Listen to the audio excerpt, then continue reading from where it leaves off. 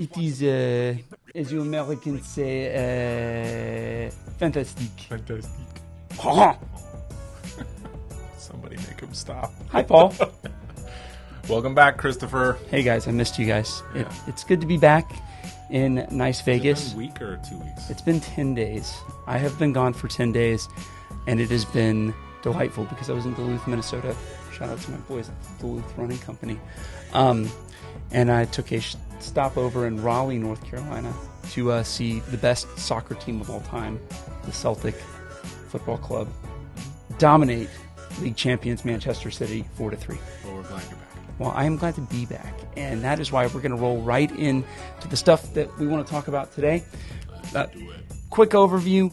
We're talking about a new restaurant in town, a new principal at the STEM Academy, which is, by the way, a Blue Ribbon nominated school here in Okaloosa County. Don't have a whole lot of those. The impact of money in politics, or potential impact of money in politics. Everybody loves that. And then finally, a little fun segment that I'm calling Microeconomics in Okaloosa County, featuring my friend and yours, Edward Burns of United Fidelity Bank. Can't wait to hear about that. First things first, new restaurant in town, and I feel like you're way more qualified than me, but I've seen pictures, and I have already contacted Abigail about date night. Yeah. It's happening. Oh, you absolutely should go. So the old 120 Bistro location is now PB&J Cafe and Bistro. They've completely remodeled the inside. It looks great. And what's even better is the food. The food's amazing. And so I know John Solomon from Salt and Light Realty. He's been kind of project managing that property now. But he also got an opportunity to be on the friends and family list to eat there. And so I know his article on Mid-Bay News kind of highlighting the opening came from a place of experience. And John's a perfect person for it because he used to be a chef over in Destin. He said the food's amazing. So I think Niceville has something to look forward to. And everything that I'm hearing about their soft openings is that they've been slammed, and that the town is really, the city is really accepting them. And so give them some grace as they soft open and they do their first week of opening. But give them a try for sure. I think you'll like it. The one thing that I think is so cool is the secret bookcase. Yeah. Look, man, secret bookcases, I want one in my home. Maybe you have one already. Maybe I have. I don't. But I want one. Next up, talking about the new STEM principal here in Okaloosa County. If you don't know, STEM, the science, technology, engineering, mathematics, and there's another M. I don't know what it is. It's not music. I don't know what it is either. But anyway, it's one of the best schools in the entire state. At one point, I think in last year's rankings, their numbers or whatever, the school was named the number 2 school in all of Florida for middle schools. So an incredible program out there. And there's been a little bit of drama behind it. Yes. And we reported on that previously. And it has been, not fun. But the new hire is a rock star. She is. Yeah, absolutely a rock star. Mrs. Niall Taylor has come to STEM from Niceville High School, where she spent the better part of, I think, like 2.5 or 3 decades. Started as a teacher, an art teacher there, moved her way up into administration. I've heard nothing but good things. People have reached out to me and said, she's a winner. She's going to be awesome for these kids. I know from experience because she was my art teacher. Really? Yeah. So I love Miss Niall Taylor. She is a top-notch human being. I'm so proud of you if you ever watch this, Miss Niall Taylor. It's overdue and deserved. You're absolutely going to kill it there. And I'm just blessed and honored that I was a student of yours, and I know how much empathy and love you have for your students and just how good you are at your job. And so I think it's amazing. I think it's a great hire, and I'm glad she's still in the community. What kind of art did you do? Oh, really, really bad art. I mean, she was able to bring out some skills in me, but I leave all the artist stuff to my beautiful wife. So you went from something like stick figures to like basic shadow? Yeah. Okay. I mean, we did some very cool projects, and she was very good at helping those of us who are not artistically inclined. So she was able to bring that out of us. But I just love her as a person. She's a really nice person and great person, and I think it's well deserved. Well, congratulations again. And we're going to move on to another topic that's going to be a little, I guess, less sensitive. fun. Sensitive. So fire in the hole, boys. the story that we put out about 4 or 5 days ago about money in local politics. There's been about $550,000, little over $550,000, $550,000 donated to candidates either by themselves, about $100,000 in loans. But the bulk of it has come from donors. And one donor in particular has donated almost $40,000. And to give you a frame of reference, of course, $500,000 is how much money is in this election so far. $40,000 almost is a big chunk of that. Sure, 8 to 10% almost, yeah. But the biggest thing that I noticed, and the stat I've been throwing around, and that you'll see in a video at some point, we've put a little short video together, is that $38,000 is 2.5-ish times more than Don and Matt Gaetz have put into local campaigns. So this is a significant amount of money from a gentleman named Bobby Guidry. Bobby Guidry, of course, is a serial entrepreneur from Louisiana. Nothing wrong with that. And I think I should preface this by saying that none of the stuff that he is doing is illegal. You can donate money from a company that you own. You can donate money as a person, and you can do both. There is nothing wrong with any of that. Sure. There's just the volume is something that I think people are taking note of. And this individual also has a criminal history. He was involved in a bribe, what has been called the most infamous bribe in the state of Louisiana's history. He pleaded guilty to an extortion charge related with a bribe that he paid to then-Governor Edwin Edwards of Louisiana for riverboat gambling license. The last thing I'd say about that is that he paid about $1.4 million in bribes according to his guilty plea. Gotcha. He then was able, while this trial was kind of going back and forth, to sell this license with the approval of the state. He had to get state approval to sell it for $170 million. He paid way less than that. So he came out with a lot of money out of that. Yeah. And the state of Louisiana wanted to get restitution for it, but a federal court said that a gambling license is not property. So therefore it's not ill-gotten, so he got to keep the money. Interesting. Fascinating story. Yeah. Fascinating backstory. So is the thought that, and maybe you already know this, that he has investments in land here in the Destin area? We have. I have pulled all of the property records. I can't remember the exact number of properties. I think it's somewhere in the neighborhood between 8 and 12 properties there. Many of them are in the county. They're not in city limits anymore. Right. Some of them are. One of the developments that he's putting together is referred to colloquially as the Baby Grand, Emerald Grand. He's a big name within the Emerald Grand. He helped to build that and finance that back in the day. Okay. But so he has interest, just like the rest of us, I would say. So I think it's unfair to say, oh, how dare he use his money to further his interest. I'm going to use my vote next month to further my interest. Right. Yeah. So. No, I don't think there's anything wrong with that. I guess probably the bigger story, to be honest with you, is the fact that you've given people a flashlight now that they can shine on the data so that they have some transparency. MidbayNews.com/elections has a frequently updated, we update it every 14 days. That's when the money comes out from the supervisor of elections. And I go through and I take all of the individuals and then I take all of the businesses and run them back to who owns those businesses. Very cool. So that you can know things like who's giving all this money. Because I think there were 15 different companies involved in Guidry's money so that he could write all of those checks, right? Some large number of those companies.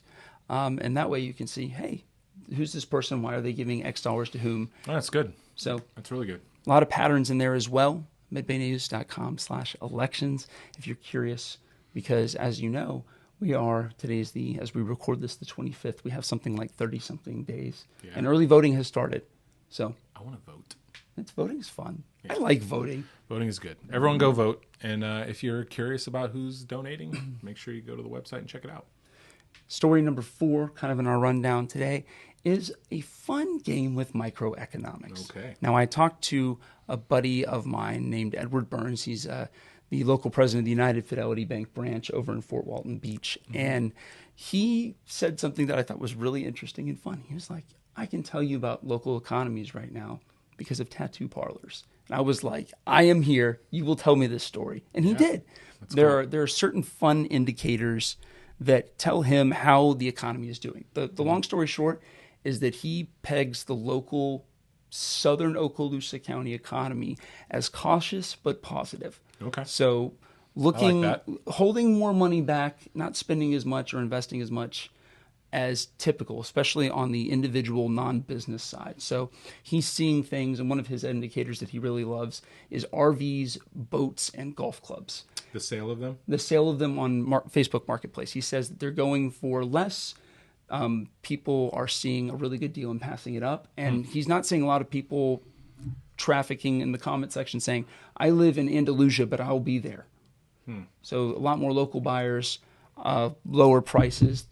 I wonder if even though he's looking at it from a micro perspective, if the macro really is what's driving that, and like people just kind of feeling anxious about the presidential election and everything that's going to happen towards the end of this year. And it's probably been, at least in my lifetime, the craziest 2 months of national electoral politics. News. I mean, just everything from the assassination attempt to Biden stepping down, all that kind of stuff, all going on in such a short, saturated period of time. I think that leaves a lot of people feeling super uneasy. Everybody it feels like how people say, oh, it's like House of Cards, but like a little bit. Yeah. And not necessarily in the like skullduggery thing, but there is a cliffhanger every week. Yeah. It makes you wonder if, a bullet a little bit, an inch to one direction changes things completely. And, would Joe Biden still be in the race then? Like, it's just crazy how things could have gone completely differently over the course of the last few weeks. So, and it kind of plays into that microeconomics, like how much of this is national, right? We see like how much of the local is impacted by the national, how much of the national is impacted by the local. Yep. And that's something else we kind of talk about in that piece that you can find on midbaynews.com. And you'll get to see other things like how much the tattoo economy has done well or not in the last spring break cycle. That's kind of what brought this whole thing up. And that's crazy. I mean, I call it the lower back tat meter. All right. So good stuff all around. But what's the big topic today? Big topic for this week I am excited about, because I want you to tell me one thing you wish people knew about our area. It doesn't have to be good, it doesn't have to be bad, just something that you wish you knew. I think there's a vibe that like Niceville doesn't have a lot going on, or that that it's not a desirable place, for holistically for like a lot of different types of people. I don't know. In moving back, I was gone for 15 years, and in moving back, I have just discovered that there's such amazing people here, even hard driving, like entrepreneurial type people that when I grew up here, I just was blind to. And so I'm like really bullish on this area, and that was part of the reason why we moved back. And I guess I would want more people to know that, but I guess the more people that know that, the more crowded it gets, Yeah. and the higher the real estate prices and things go. It is interesting how to watch over the last 15 to 20 years how 30A has been discovered and has blown up, and I just wonder if over time how much more of the destined 30A communities are going to start bleeding over the bridge to the other side. So I don't know. I guess the one thing I'd want people to know is like be happy to be here and get involved and help make Niceville an even better place. I would say the one thing that I wish people knew more about are the local junior college sports teams. That's not the biggest thing, but that's one thing that kind of sticks out to me is how excellent they are. Three of the four teams went to a national championship this year. And I watch the analytics on our stories, and I know what the traffic looks like. And guys, like, we got to do better. Oh, you wish there was more traffic on the college sports stuff? Well, I wish that there was more. For example, we had 5 players drafted. Yeah. And I would always like more traffic on the website. I'm not going to lie to you.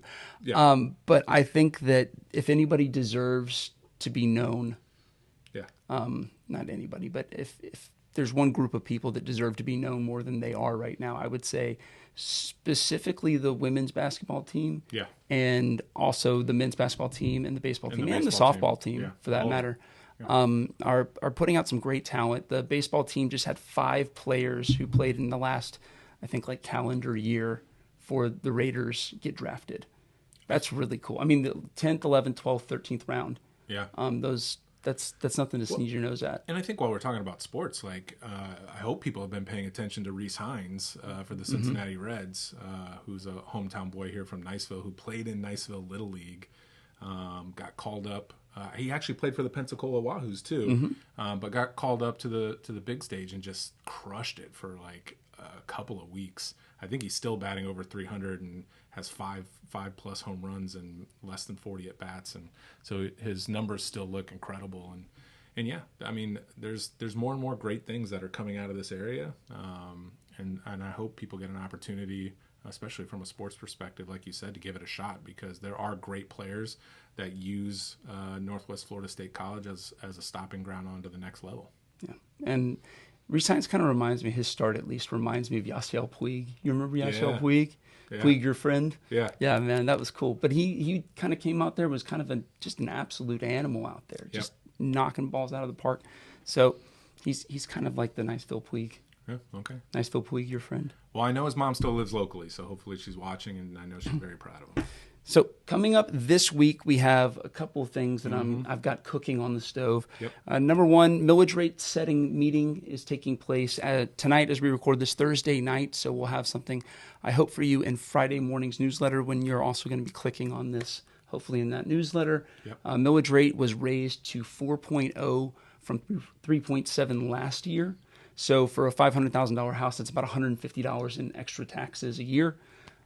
Goes towards roads, police, fire, things of that nature. And we have a very low tax base here. Well, yeah, they're definitely using it. And I know they have some big plans to do some great community things. So hopefully this helps the budget to be able to do those things. And that budget, I think the 10 or 12 to $18 million they get is like a third of the budget. Most of it comes from grants and state money. Yep. So it could be a lot higher. Unfortunately, it is not. Well, we got a new grant writer, and rumor is he's already paid for himself. He's paid for himself for the next, I believe it was like 30 years. Well, that's job security right there. So he got like a $2.2 or $2.5 million grant, and he gets paid $60,000 or $65,000 a year. He's doing okay. He's doing great. He did good. Good job. Good job, guy. Shout out. And then coming through, more budgets. Everybody's in budget season right now, putting together and workshopping how much money they're going to spend the next year. So you should know very soon when it comes, either on Mid-Bay News or if you miss our broadcast. It'll come to you in the mail eventually if you're a homeowner, how much you're going to be paying in annual property tax. So keep an eye out for that specifically. Or you can go to the Okaloosa PA. They will, property appraiser, okaloosapa.com. They'll give you an idea of just how much you will be spending in property tax every year. And we have a new school board member. Diane Kelly's last meeting was last night. Yep. And a reminder, she's going to Destin High School. That's correct. Yeah. So she's heading over to Destin High School to be the new principal. She has, I think, like 20 years of principal-specific experience. She'll crush it there, too. So she's going to do a good job over there. And we have a new member, Mr. Heinley. His daughter's name is Early. Sorry, brain. So shout out to Patrice. She's very active at the Niceville and Valpy Chamber of Commerce. Her dad, Bones, was an Air Force officer and is going to take over there. He helps at he owns the marina. He helps at the marina. Blue Water Bay Marina. Yep. He does a lot in the community as well, very active in the chamber. So welcome aboard. And last thing, I'm going to be doing a story on hot apartments. So about 2 months ago, there was a kid that I used to be the one of the youth helpers at the Catholic Young Adults thing at Christ Our Redeemer, and she reached out to me and said, "Hey, my HVAC went out, and they didn't do anything for like 3 days." And I was like, "Oh, that's not great." And she's like, "Yeah, it got to 100 degrees." And so I'm doing something with one of our attorney friends, Mike Chesser, hopefully to say like, "Hey, what are your rights? What are the property owner's rights? What do you do? What do they do? And what do you need to know?" And so I think that'd be a good piece. I mean, it doesn't sound like maybe in this particular case, that the landlord did anything maliciously wrong. 3 days doesn't sound too bad, but to educate people on their renters' rights, I think that's important. Yeah, I mean, it was bad for them. 3 days is hot, but she told me she went and stayed with a family member, which was good. Cool. But I think that the more knowledge that people have about stuff like this on both sides of the equation, the easier it gets to fix it. Yep. And finally, buying and selling. Buy and sell time. Buy and sell. It doesn't work with my voice right now. It's okay. Anyway, You go first. I will go first since I am back. Yeah. This week, I am buying a drop in workplace output for August of 2024, and I will bring those statistics from the Bureau of Labor post-haste because NCAA football 2025 has returned. That's right. It is wonderful. It is a beautiful day to be me, 21-year-old Christopher. Have you played? I have not. I have been holding off because I've been gone, right? And then I have to like get everything back on the rails. Sure. And if my wife sees me playing NCAA 25 instead of like putting stuff away, I am in trouble. Well, I admittedly have snuck in 2 or 3 games Nice. thus far, but my boys are definitely working the controllers pretty hard on that game. So How the Gators doing in Fantasyland right now? Oh, I'm sure they're doing fine. I mean, they probably each have a dynasty team that they're playing with or something. But the game looks great. It's a lot of fun.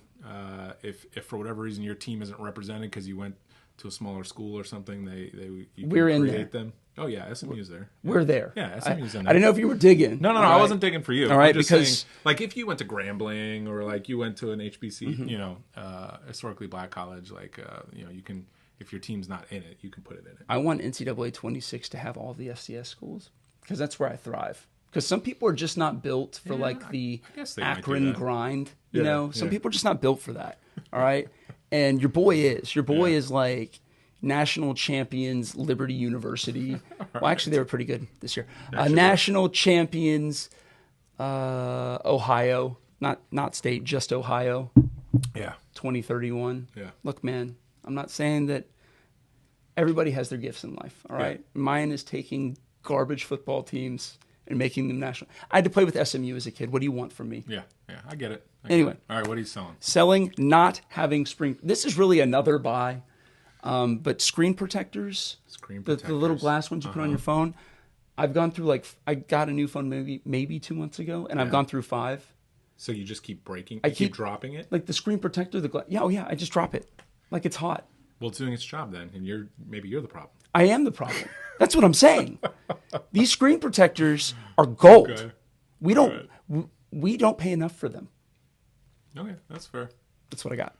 I'm buying this really funny Facebook post I saw earlier this week where somebody was asking for an update on the aquatic center. Yeah. And the number one comment was, "Oh, it already exists," and it was a map of Niceville blown out with Rocky Bayou and Boggy Bayou all highlighted in red. Yes. Nice. That made me laugh really hard. But I don't think we have an update on the aquatic center, do we? I think it's because it doesn't, look at me, it doesn't exist. It will not exist. You don't think it will happen? Not if I have anything to say about it. All right. I will stop this. I think it would be nice if we had an aquatic center. Oh, an aquatic. Oh, I thought you were talking about a couple weeks ago when we were talking about the fish. Oh, no. My bad. The turtle rescue place. The aquatic center is totally fine. I apologize. I was thinking about the turtle refuge. No, we need an aquatic center. I think driving all over the place in Florida weather, canceling pool time and swim time is not good. But I don't think we have an update on that, do we? No, we don't. I'm moderately pro aquatic center. I'm going to just say it. I'm moderate. I'm not like we need to have this today, but I get the need and I get the want. Yeah. And so I'm not like, I was very aggressive, and I feel like I need to correct the record multiple times so that when this gets clipped by somebody and says, "See, he's biased." Christopher likes the aquatics. I'm fine with. I don't personally swim, but maybe one day. But others may. If you had an aquatic center, maybe you would swim in it. I would not. Okay, fair enough. Okay, I am selling the end of summer. Summer 24 just went too fast. I can't believe school's starting in just a couple of weeks. So everybody get ready. The buses will be out. Traffic will start earlier. And stay-at-home moms will be insanely more happy. They'll have the house to themselves. And work-from-home dads. And just work-from-home dads. Shout out. Homies. Anyway, that's what we got for you this week. We'll be back next week, next Tuesday. And be nice, Niceville. Be nice, Niceville. You heard the man. Do it. Do it immediately. Peace out.